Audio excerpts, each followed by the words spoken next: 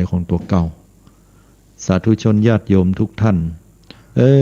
กว่าเฮาที่จะหายจากความโลภความโกรธความหลงกว่าที่เฮาจะได้สิ้นอาสวะกิเลสนั้นไม่ใช่เป็นของง่ายการที่เฮาทำเนี่ยอย่างลงไปแล้วเนี่ยบอกว่าจะเป็นความโลภบอกว่าจะเป็นความโกรธความหลงสิ่งเหล่านั้นมันจะไปก่อภพก่อภูมิ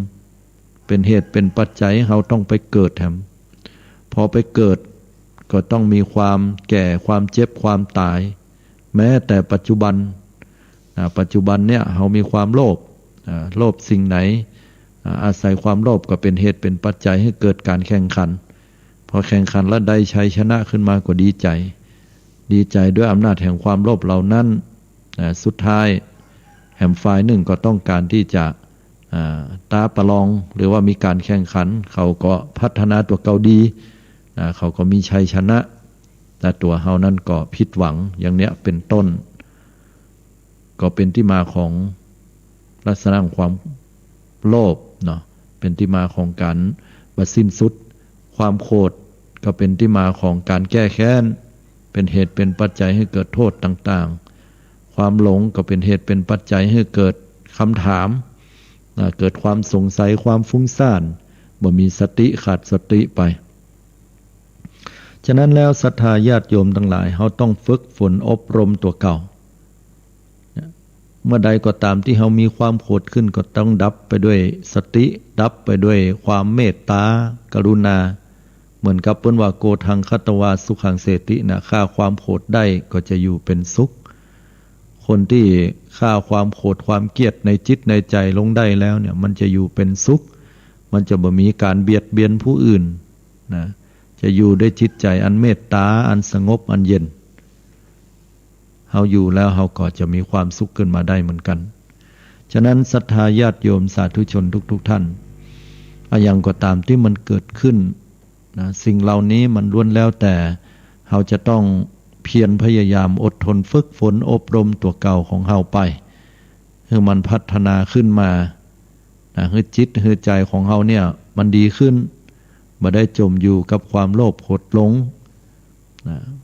ชัยชนะอื่นใดหมื่นแสนหนมันก็บ่เทียมเท่ากับชัยชนะที่เกิดกับจิตใจตัวตนเฮาเพียงครั้งเดียวอันนี้ก็เป็นเรื่องที่นำมาอู้มาจ้าให้ศรัทธาสาธุชนญาติโยมเฮาได้พิจารณาแล้วก็ปรับปรุงหรือเปลี่ยนแปลงตัวเก่าฝึกฝนอบรมตัวเก่าให้ห่างจากความโลภความโกรธความหลงจากนั้นก็พัฒนาตัวเก่าให้มีความขยันขันแข็งอดทนมานะมุ่งมั่นในสิ่งที่ดีงามบอกว่าจะเป็นในเรื่องของหน้าที่การงานที่ต้องตื่นเจ้าลุกเจ้าแล้วก็รวมถึงความอดทนเพียรพยายามในหน้าที่การงานอดทนต่อเจ้านายอดทนต่อลูกน้องอดทนต่องานการที่มันหนักเราก็ต้องฝึกต้องพยายามเปลี่ยนพยายามอดทนไว้ก็จะนำพาให้ได้ประสบความสำเร็จถ้าคนบ่มีความอดเหียคนที่บ่พัฒนาตัวเก่ามันก็ประสบความสำเร็จบ่มีไผละญาติโยมสาธุชนทั้งหลายจะตักจะเตือนเฮาได้ดีกว่าตัวของเฮาจงเตือนตนด้วยตนเองพุทธเจ้าเพิ่นบอกเนาะอย่างคนเฮาเนี่ยคนเฮาใหญ่แล้วบัดท่าสอนไม้ขอนนอนปกตึงบัดตั้งนี่นะ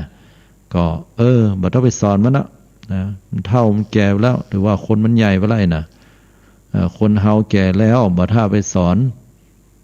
จิหิตแมงจรไผ่สอนมันเต้นเอาแหมภาษิตหนึ่ง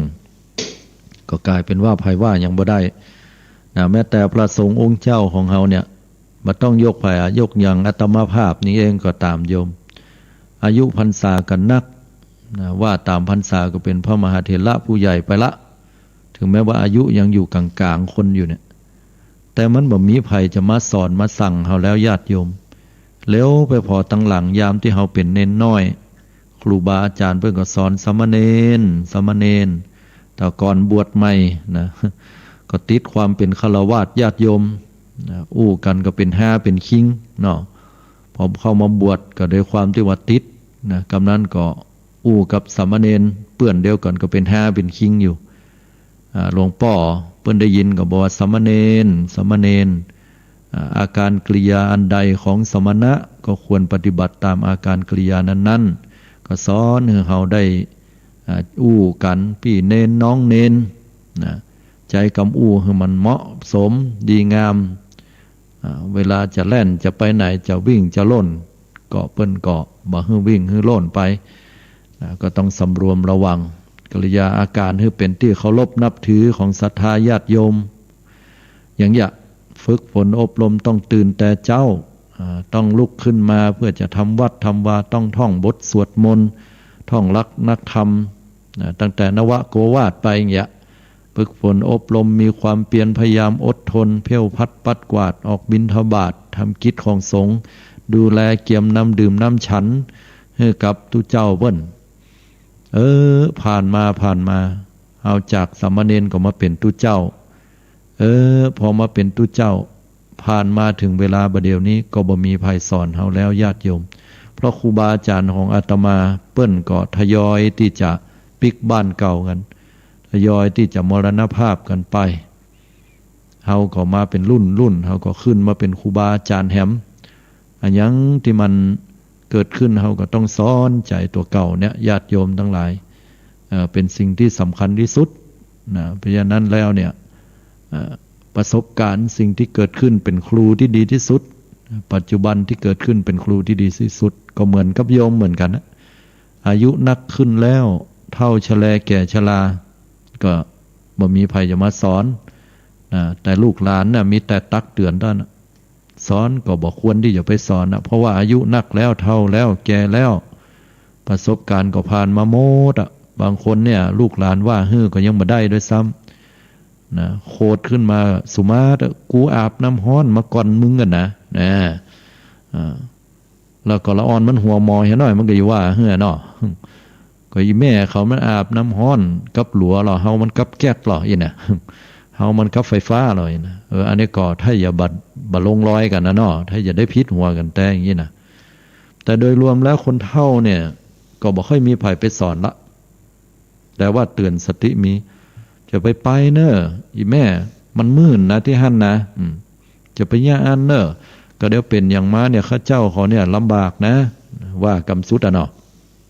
บางคนก็ใจขึ้นว่าย่อว่าหาเอาไปแหมขึ้นหันขึ้นสูงมันต่ำไปเอาขึ้นอันสูงน่ะตกลงมาหันตายหันเนี่ยนะว่ากันอย่างนั้น ว่าย่อว่าหามีหันหมดญาติโยมทั้งหลายสรุปแล้วก็คือว่าคนหนุ่มเนี่ยเขาบ่กล้าที่จะไปสอนคนเฒ่าแล้วก็บ่เหมาะที่จะสอนก็มีแต่ตัวเฮาเนี่ยญาติโยมเฒ่าชราแก่ชราก็ประสบการณ์นั่นจะเป็นครูที่ดีที่สุดสอนให้เฮาว่าอย่างที่เฮาจะต้องละอย่างที่เฮาจะต้องเว้นนะอย่างที่เฮาจะต้องทำอย่างที่บ่กวนในวัยนี่มันบ่เปาะบ่เปิงบ่กวนเนาะอายุ7-80ไปนั่งอยู่ที่วงเล่าอย่างเงี้ยกับละอ่อน20ปลาย30นะเขาโหอั่งกันมันก็บ่เปิงหรอกญาติโยมทั้งหลายมันก็คนเฒ่าไม่ยิงนะก็เฮาก็ฮู้เนาะว่าเฮาจะต้องอยู่ในลักษณะแบบไหนอย่างใดเฮาจะไปทำอย่างบางอย่างที่มันเหมือนกับคนหนุ่มๆเขามันก็บ่ฮื้อละร่างกายสังขารเฮานะยกนักยกนาก็บ่ได้แม้ว่ามันจะเป็นเรื่องพิษหยังแต่เฮาก็ต้องฮู้ตัวเก่าว่ากำลังเฮาเท่าใดเท่าชราแก่ชราก็ต้องพอเนาะเดี๋ยวมันล้มมันต้าวไปมันก็จะลำบากอย่างเงี้ยเป็นต้นก็ต้องฝึกฝนอบรมตัวเก่าเนาะอันไหนที่เป็นผู้รักผู้ใหญ่รักของผู้ใหญ่เฮาก็ต้องฮู้ลูกเต้าเราหลานบอกเขาสอนเขาแล้วเขาบอกฟังเหี้ยเป็นไปตามนั้นเฮาก็ปล่อยให้พ้องก็อย่าได้ต้องปล่อยต้องวางยุคเขาสมัยเขาเฮ็ดละอย่างอาตมาเคยอู้นั่นยุคเฮาสมัยตะก่อนเนี่ยตื่นเจ้ากันนะเอางัวเอาควายออกแหล่งออกตี้โละละกันบางตี้นี่เป็นตี 4บางคนก็พอ5 โมงออกกันออกเจ้าก็เพื่อที่จะได้งานนักแล้วก็ได้งานนักเราเตื้อเป็นค่ำบุญนะกว่าจะปิกมาต้องไปให้ใส่นากันให้สวนตื่นเจ้ากันหรอเลยมีภาษิตสอนให้คนมีความเพียรพยายามสอนให้คนมีความอดทนสอนให้คนขยันว่า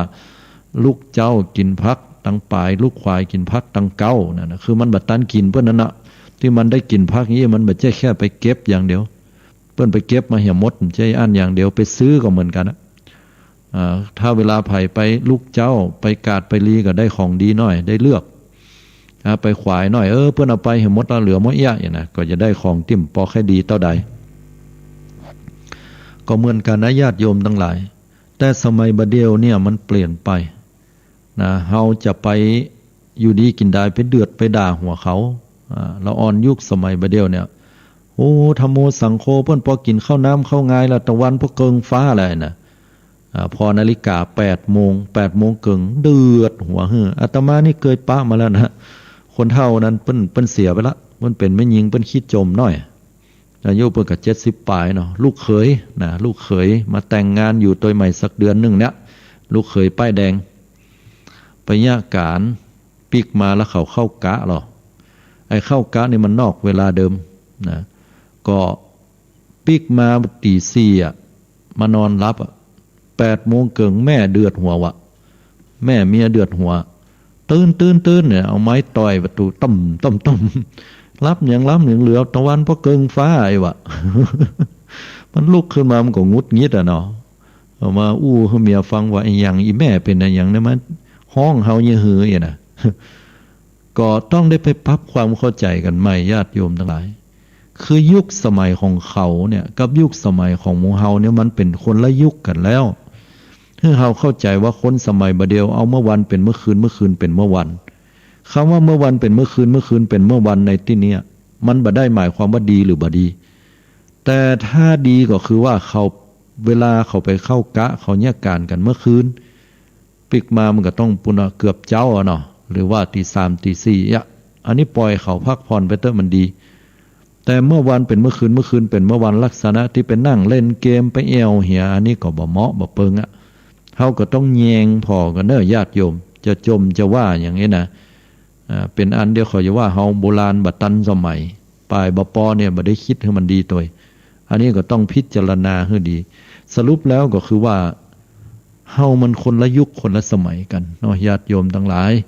ก็ต้องพอแยงพอตัวแล้วก็ก้อยบอกก้อยกล่าวกันอันไหนอู้ได้ก็อู้อันไหนอู้บ่ได้ก็ปงก็วางและที่สำคัญก็คือมาพอที่จิตที่ใจของเขาเนี่ยพัฒนาปรับปรุงพอใจของเขาฝึกใจของเขาวันนี้ทำได้ทำได้ก็แสดงว่าชนะใจตัวเก่าก็ใกล้มรรคผลนิพพานมาแหมหน่อยแต่ถ้าเมื่อใดมันบันดาลอำนาจโทสะอำนาจความอยากนะความโลภความโกรธความหลงไปนั่นก็ไกลนิพพานไปแหมหน่อยก็ต้องก้อยเปลี่ยนพยายามกว่าจะถึงมรรคผลนิพพานบ่ใช่ของง่ายนะแต่ว่าเขาก็ต้องไปถึงตรงนั้นที่หั่นเหมือนกันจะไปเตลิดเปิดเปิงไปจนบ่เหลืออย่างเลยหรือว่าบ่มีรักอย่างเลยนะเพราะฉะนั้นแล้วก็ต้องอบรมฝึกฝนกันให้นักแล้วก็เพียรพยายามเอาเนอะศรัทธาญาติโยมบ่ต้องไปโทษบางคนนุ่งผ้าขาวห่มขาวเข้าวัดเข้าวาโอ้กิริยามารยาทดีนะพร้อมกำหนึ่งเดือดร้อนวุ่นวายโคตรอย่างกับบ่ฮู้นะก็ลุดพ่องเป็นเตื้อบางคนก็ดูดีแต่นะแต่ก็ยังมีความโลภอยู่ยังต้องการแข่งขันเอาชนะผู้อื่นนะอันนี้ก็เป็นเรื่องปกติธรรมดาที่เกิดขึ้นเป็นบางเตื้อถ้ามีสตินะดึงสติปิกมาให้ได้นะก็ปรับปรุงเปลี่ยนแปลงเป็นครูสอนที่ดีของเฮาไปเนาะตราบใดที่เฮายังเวียนว่ายตายเกิดตราบใดที่เฮายังอยู่ในวัฏฏะก็ต้องเพียรพยายามอดทนแล้วก็ชนะใจตัวเก่านั้นเป็นดีที่สุดนะ064-092-0919 เจริญปอนศรัทธาญาติโยมโทรเข้ามากันได้เนาะโทรมาจากตังใดกันพ่องฟังตังใดกันช่วยบอกช่วยกล่าวกันได้064-092-0919โทรกันเข้ามาได้เนาะอันนี้ก็รอรับสายโทรศัพท์ของศรัทธาญาติโยมนะแล้วก็ว่าวันนี้ได้ฟังน้ำฟังธรรมฟังสาระดีๆนะจากรายการใต้ห่มพระรัตนตรัย ศรัทธาญาติโยมก็ได้แนวคิดได้เรื่องราวต่างๆอันใดพ้องนะอันนี้ก็จะได้รับฟังศรัทธาญาติโยมโทรกันเข้ามาแล้วเนาะ2823บ่ฮู้ว่าโทรมาจากทางใดเนาะเจริญปรโยมนมัสการเนอนี่ยายแต่ละหนองแฝกสารปีเพ่อ๋อหนองแฝกสารปีเนาะมานะเจ้าอุ้ยกระดุ้งตื่นเปิดวิทยุได้ยินท่านเรื่องของกรรมบาลีเราก็เข้าใจพ่องมาเข้าใจพ่องแต่ก็ม่วนนะเจ้าม่วนเจ้าแล้วก็ทีนี้เนาะเรื่องความหลงความโกรธความหลงในปัจจัยเขาตึ้งมันมีตั้งแต่เกิดนะคุณพ่อคุณแม่สอนเขาเป็นคนดีเนาะบ่ฮื้อกูบ่ฮื้อมึงบ่ฮื้อคิงบ่ฮื้อแพนถ้าพ่อได้ยินพ่อบอกว่าใจลูกพ่อเนอะพ่อบอกเคยสอนแม่ก็ได้อันนั้นมาจนเต้าประเดียวตั้งแต่เรียนหนังสือมาก็เป็นอย่างที่ท่านว่ามั่นใจเนอะสิ่งทุกอย่างบ่ฮื้อเป็นคนเอาเปรียบเอาเหลือบ่ฮื้อเป็นโอ้อวดโคยโมโอ้อวดอีน่ะท่านเทศเหมือนหัวใจเขาม่วนนะเจ้าอนุโมทนาคือมูนี้ก็เป็นคำสอนของพระพุทธเจ้านั่นแหละโยมแล้วก็ประสบการณ์ที่อาตมาได้ปะโดยตัวเก่านั่นแหละเลยเอามามาจ่าประกอบมันเทศดีแต่ดีว่าบ่ฮื้อที่ลูกที่โลกอย่างที่จะได้มันถึงได้เนอะถ้าเขาเดินทางมาทางดีนะถูกต้องได้คนเดียวเนอะตึ้งบ่ได้ฝ่ายฝันอันอย่างเป็นว่ามันอย่างที่ท่านว่าทุกอย่างมันถึงเต้ๆเลยนั่นไม่เขียนลูกขึ้นกรรมแต่จังเอาลูกขึ้นมากับใบส่งมากองได้ยินท่านอันพูดถึงเบอร์โทรฟังโจทย์ไว้บัดนี้กูเตือนเนี่ยเบอร์เก่าเนาะบัดเดี๋ยวนี้เป็นเบอร์ใหม่ไปละเนาะเจ้าอนุโมทนาตัวเนอร์ยายเนอร์จะได้เกาะเจ้าของท่านรักษาเนื้อแต่ตัวเนอร์บ่เจ็บไปได้ป่วยเนอเหมือนกันเจริญปีใหม่นี่เนอเช่นเดียวกันปอนใดอันประเสริฐก็ขอให้สะท้อนย้อนคืนไปหายายเนอร์สาธุสาธุก็รักได้เหมือนกันพ้องกันเนาะวัดหนองเงือกแม่นก็เจ้าแม่นละวัดหนองเงือกฮะโยมกระปูนประสางก็เจ้าแม่นละโยมโควิดซาเมื่อใดมาแอวเนอร์โยมเนอร์มาแวะมาแอวได้โทษคนเดียวได้แต่มันก่อยแต่กลัวแม่นเอาลูกหลานมาส่งเนาะจะมีลูกมีหลานนะประเดี๋ยวนี้พ่อก็มีแล้วสาธุตัวเนาะเดี๋ยวสาธุขอโทษสาธุเจริญทุกสิ่งทุกอย่างเหมือนหัวใจเขาหมดเลยท่านสาธุอู้กันม่วนเนาะยายอันต้องขออภัยตัวเนอเพราะว่าเวลามีน้อยตัวเนาะตักตายอู้จากันดีละเนาะการปฏิบัติอันใดบ่ให้มันโลภมันโกรธมันหลงนะเป็นสิ่งที่ดีขออนุโมทนายึดเอากรรมของผู้เป็นบิดามารดาที่ได้สอนอันนี้ถือว่าตกน้ำบ่ไหลไฟลามบ่ไหม้แท้ๆนะโยม0640920919เนาะโทรกันเข้ามาแห่งกรรมเนอะโยมเนอะต้องขออภัยแท้ๆที่โทรเข้ามาแล้วบ่ได้ครับแห่งกรรม1เนาะ0640920919บางคนว่าโอ้เพิ่นยังบ่มีรวดเดียว2 ชั่วโมง จะได้โทรอู้กันม่วนนี่ว่าก็บ่เป็นหยังโยมเวลาที่จำกัดเนี่ยดีละเนาะเราจะได้อู้กันแล้วก็สั้นๆแต่ว่าได้ใจความได้แนวคิด7631เจริญปรโยมไม่ลองฟังดูเนไม่ลงว่าได้วันนี้ไม่ลงวันแรกมาโทรมาตีดนี่โทรตีดแล้วลงฟังแต่จนนั่งลูกมากก็ได้เทศเนี่ยยังแบบรับตลอดย้ำได้รับให้รอบนึงเด้อต้องเข้าใจดีคำสอนนี่ไม่ดีแบบลงฟังอยู่เอาใจสวยเนออนุโมทนาแต่เนอที่ได้โทรเข้ามาปิ้นพละอานิสงส์อยู่ดีมีสุขสาธุเจริญพรสาธุเนอสาธุ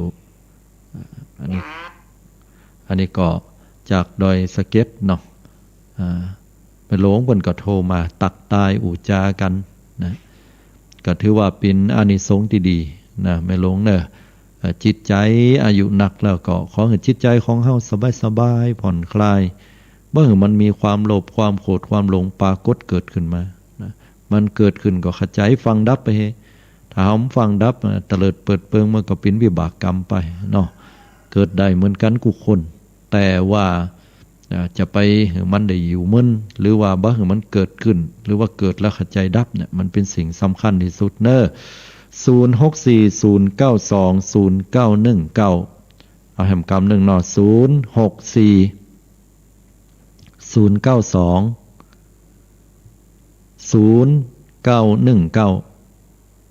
โทรเข้ามาเลยเนอะศรัทธาญาติโยมสาธุชนทุกท่านก็เป็นที่น่าอนุโมทนากับทุกๆสายที่โทรเข้ามาเนาะได้ตักได้ตายได้อุได้จาได้เป็นกำลังใจกันและกันนะอาตมายังก็ยังอยู่ที่นี่ยังนำเอาธรรมะคำสอนของพุทธเจ้าเนี่ยมาสอนญาติสอนโยมก็เพราะว่าธรรมะเหล่านี้เป็นของพระพุทธเจ้าเป็นเจ้าของอาตมาก็เป็นผู้เฮียนหู้แล้วก็อาศัยประสบการณ์ในสิ่งที่ตัวเก่าปะมาบอกว่าจะเป็นเรื่องของความโลภความโกรธความหลงเฮามีเฮาก็มามาจามาประกอบที่เคยประสบพบปะกับตัวเก่าแล้วบอกว่าจะปะจากเปิ้นก็ดีหรือปะตั้งจิตตั้งใจของเฮาก็ดีจะเนี่ยใดเฮาจะละจะเลิกสิ่งเหล่านี้ได้เนาะจะบรรเทาเบาบางลงรวมถึงสิ่งที่ดีๆงามๆอันไหนที่ประสบพบปะบอกว่าจะเป็นเรื่องของสติของปัญญาของการปฏิบัติอันใดที่มันเป็นประโยชน์ชนะประสบการณ์รวมถึงของครูบาอาจารย์ก็มาเล่ามามาจาให้ศรัทธาญาติโยมได้ฟังประกอบกันกับหลังธรรมคำสอนของพุทธเจ้าเนาะดักปิ้งบิงวอยเหมือนกันเนาะ0640920919ฟังลายนี้ถ้าจะเปลี่ยนเบอร์แล้วก็โยมถ้าอย่างงงจดกันใหม่เบอร์อื่นๆก็บ่ได้ใจละเนาะใจเฉพาะเบอร์เดียวเนี่ยนะญาติโยมนะ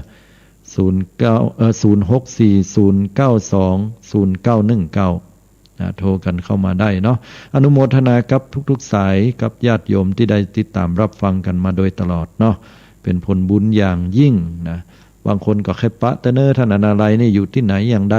นะโควิดมันซาหรือว่ามันเปลี่ยนแปลงไปในทางที่ดีเฮาก็ก้อยมาปะกันเนาะไปที่ไหนมาที่ไหนบัดเดียวมันก็ต้องระมัดระวังบางคนก็ไปบุดเข็ม3ละบางคนก็เอาแผ่วเข็ม4พวกนี้นะแต่ถึงอย่างใดมันก็ขึ้นอยู่กับตัวเฮาโดยว่าจะดูแลสุขอนามัยความสะอาดสมัยตะก่อนเนี่ยไผพกเจลแอลกอฮอล์ไปล้างมือที่ไหนเนี่ยเปิ้นจะว่าเฮ้อหรออนามัยจัดสำอางบัดเดียวลองบอกพกหรือว่าลองบัดใจหรอดีบดีเนี่ยได้แต่ตายย่อตายหยาบกับโลกแต่ก็เลยกลายเป็นวัฒนธรรมวัฒนธรรมการดำเนินชีวิตที่จะต้องรอบคอบแล้วก็เป็นวัฒนธรรมการเป็นอยู่แบบหนึ่งแห่งยุคหนึ่งสมัยหนึ่งไปเหี่ยการใช้แอลกอฮอล์ก่อนนั้นก็ด้วยหลักธรรมว่าความบ่ประมาทเนาะบ่ปล่อยเนื้อปล่อยตัวของเฮาบ่สวมหน้ากากอย่างเงี้ยบัดใส่หน้ากากอนามัยบัดล้างมือด้วยเจลแอลกอฮอล์เนี่ยมันเป็นที่สังคมรังเกียจไปให้ละ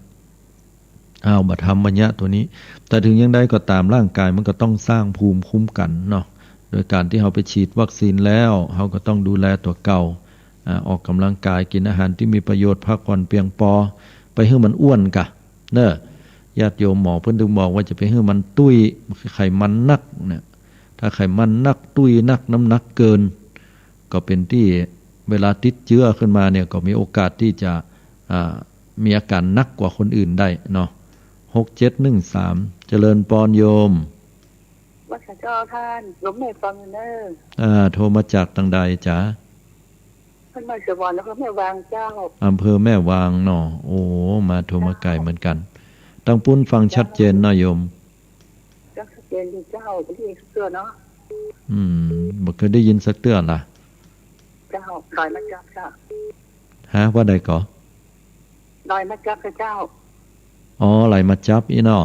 อาตมาจะจัดรายการทุกๆวันพุธเวลาเนี่ยเวลา 5:00 นถึง 6:00 นเช้าเนาะเฉพาะวันพุธวันเดียวนะฮะกะบาดไปเลยวันพุธหน้าฟังปุ๊กในกะไว้นี่คือเนื้อหาดีเจ้าเนื้อหาดีเนาะอนุโมทนาโดยเจ้าไม่สาธุสาธุบุญกรรมบุญจูนะโยมเจ้า 6871เนาะเจริญปอนโยมว่าชาเจ้าท่านโทรมาจากตังจะได้อู้คนเดียวเลยกะเจ้าแม่นเจ้าฟังกูปุดเจ้าฟังกูปุดเลยเดี๋ยวต้องถามก่อนว่าโทรมาจากที่ไหนตังใดโทรมาจากบ้านขุนลาวเจ้าอ๋อขุนลาวพุ่นกะฟังชัดเจนดีเนาะเจ้าชัดเจนดีฟังแล้วก็ได้สาระได้สาระสอนใจเจ้าเนาะหม่วนงั้นเจ้าก็อยู่คนเดียวนะเจ้าชีวิตการอยู่คนเดียวมันมีข้อดีข้อเสียเนาะเจ้าอยู่คนเดียวเพราะว่าสิเจ้าก็ลูกก็อยู่ใกล้ๆแต่ว่าเขาลงไปแล้วอ๋อไปลงตั้งแล้วก็เอาทุกเจ้าเอาฟังทุกเจ้าเป็นเพื่อนเจ้าเปิ้นเฮาเป็นสรณะที่เปิงเนาะเจ้าฟังทุกเจ้าหูแรงดีแล้วล่ะหาการฟังหาการทุกเจ้ามันอย่างไรมันอุ่นใจเจ้าฟังมันสบายใจอันโยมเพราะว่าถ้าเฮาอู้ถึงเนาะเฮาไปฟังคนอื่นนี่มันมีสปะเรื่องอย่างมันก็เรื่องลาวนั่นเรื่องลาวนี่คนนั่นเป็นนั่นคนนี้เป็นนี่ฟังพอนะมันม่วนนะมันม่วนใจตรงที่ว่ามันแต่ว่ามันเป็นโลภะมันเป็นกิเลสแต่อันนั้นน่ะมันจะสะสมกิเลสสะสมบาปกรรมในใจไปแต่ว่าถ้าเป็นนั้นฟังธรรมะเนี่ยมันได้ปัญญาได้สติปัญญาอันนี้สะสมบุญแฮมะไปคนละอย่างกันไปนั้นดีละที่ได้ฟังนี่เนอะอนุโมทนาบุญเนอะแล้วก็เข้าใจอยู่ว่าละออนสมัยนี้นะแม่นเขารับลูกควายมันก็เขาก็ต้องทำใจตามเขาไปเขาไม่ต้องไปคัดเขาอีกเนาะใช่ปงวางเนาะถ้าอันไหนที่เขาถ้าเขาไปแอวไปเล่นเนี่ยเขาก็ต้องก่อยบอกก่อยกล่าวก่อยสอนแต่ถ้าเขาไปเนี่ยการเนี่ยปล่อยเขาเตอะเขาไม่ใช่ไปอย่างอื่นเนาะอันนี้เป็นสิ่งดีอยู่ละเนาะมันอย่างที่เป็นที่เขาสอนเขาเนี่ยมันเก่าเขาในสอนตัวเก่าน่ะดีทุกแม่นถูกต้องละเนาะอนุโมทนาสาธุโดยเนอโยมเจ้าสาธุอันนี้ก็โทรกันมาเนาะอยู่ตังไม่วางพ่องอย่างพ่องเนี่ยนะโทรกันเข้ามาก็ขออนุโมทนาขอบคุณโดยโทรเข้ามากำเนิดสายที่ซ้อนเข้ามาโทรเข้ามาบ่ได้รับสายต้องขออภัยโดย064092091นะโทรกันเข้ามาได้6243ตังใดจ้าเจริญปอนกันนะเจ้าฟังอยู่ในเจ้าจากที่ไหนเดี๋ยวโยมอู้ดังๆหน่อยเนาะอู้ดังๆโอ้แม่ฟังอยู่ที่สิโพธารามเจ้าโพธารามอีเนาะสารปีกะ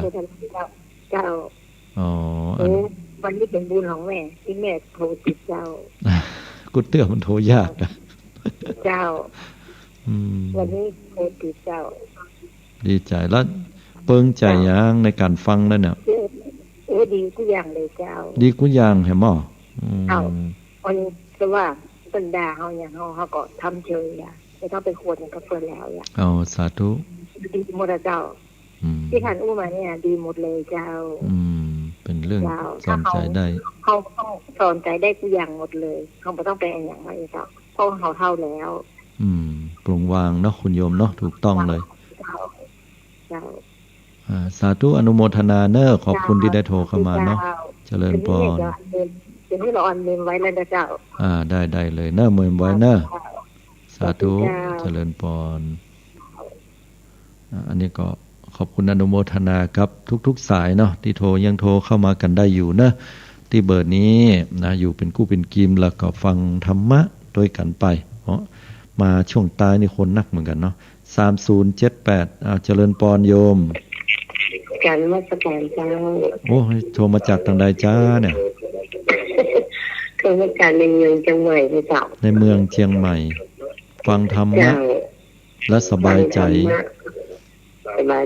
ฟังทุกวันพุธแต่แบบนี้คือบันไดการได้คือบันไดเบอร์ใหม่เนี่ยจะเปลี่ยนประกันเพิ่นกูเตือแบบกดบัตรตันเบิ่เนี่ยแต่คือฟัง เป็นสาระดีเนาะโทรมาให้กำลังใจเนาะให้กำลังใจท่านคนแรกก็ไปตลอดปีเคยไปหาเนาะอนุโมทนา